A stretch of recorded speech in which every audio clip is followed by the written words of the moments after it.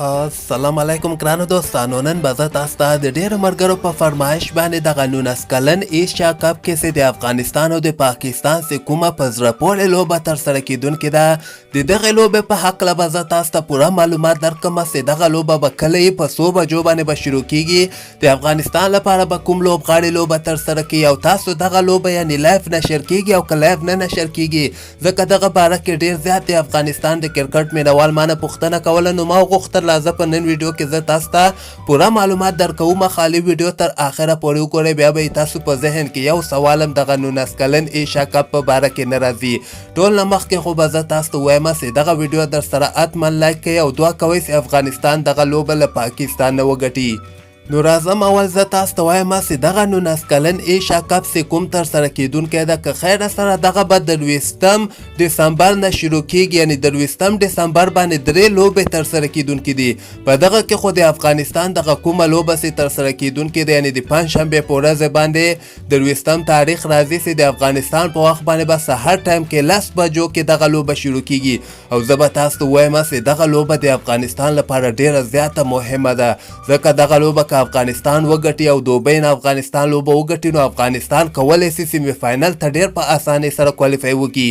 زه خو به تاسو ته وایم چې په دغه لوبه کې خو خیر زه دومره لوبغاړي نه پیژنم، خو د پاکستان لوبغاړي به زه تاسو ته وښیم چې په دغو کې قاسم اکرم ده، عبدالفاسیم ده، عبدالواحد بنګازی ده، احمد خان ده، علي اصفهان ده، احمد نواب ده، اول علي ده، فیصل اکرم ده، حسیب الله ده، عرفان خان یازی ده، ما صفدر ده، مهران ممتاز ده، محمد شهزاد ده، رضوان محمود ده، زیشان سمیر ده. دغو کې به دوی 11 بهترینه لوبغاړي یعنې ټاکي د افغانستان لپاره. خو بل طرف ته که موږ د افغانستان لوبغاړي وګورو په دغه کې د افغانستان کپټان سلمان صافي ده، دغه کپټان ده سلمان عربزی ده، بلال سعیدي ده، علا نور ده، محمود الله ده، خیبر ده، اجاز احمد ده، اظهار الحق نوید ده، نور احمد ده، اجاز احمد زی ده، فیصل خان ده، نوید زدران ده، بلال سمی ده، ننګیالی خان ده، خلیل احمد ده، محمد اسحاق ده، عبدالهادي ده، بلال ترین ده، شاهد حسین ده، یونس ده.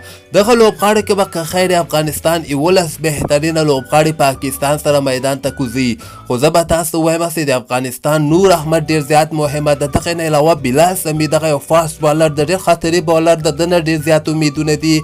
بل خیبر ولي چې کوم دغه ځوان لوبغاړی دغه نه هم ډېر زیات امیدونه دي، بهترینه بیټسمین ده. او دې نه علاوه دغه یو بل لوبغاړی بلال سعیدي چې کوم ده هم ډېر ښه لوبغاړی ده. نو دغه کې خو زه دومره خاص لوبغاړي نه پیژنم، خو دغه لوبه د افغانستان لپاره ډیره مهمه ده. او زه به تاسو ته وایم چې دغه لوبه بدبختانه په کوم چینل باندې لایف نه نشر کیږي. زه به تاسو ته وایم چې دغه 19 کلن لوبې دي زیاتره وخت کې دغه لوبې لایف نه نشر کیږي. خو یو خبره به زه تاسو ته وکړم که چیرته افغانستان سیمې فاینل یا فاینل ته کوالیفای وکړي نو که خیر هغه لوبې به موږ او تاسو لایف کتلی سو. خو د لایف سټریمینګ په هکله به زه تاسو ته وایم چې په فیسبوک کې یو ایشین کرکټ کونسل یوه پاڼه ده، هغوی خپله خوښه باندې یو نیمه لوبه لایف سټریمینګ کوي. کیدای شي اوس دا 50% چانس ده چې د افغانستان او د پاکستان لوبه لایف سټریمینګ موږ په هغه ایشین کرکټ کونسل پاڼه کې وګورو. نو امید لرم چې تاسو سل به ورباندې خلاص شوي او ما خپل پوره کوشش وکړ چې دغه معلومات زه تاسو ته نشر کړم. نو په دغه خبره باندې دغه ویډیو در سره حتما لایک کړئ او همدغسې تازه خبرو لپاره تاسو دغه چینل هم در سره سبسکرایب کولی شئ.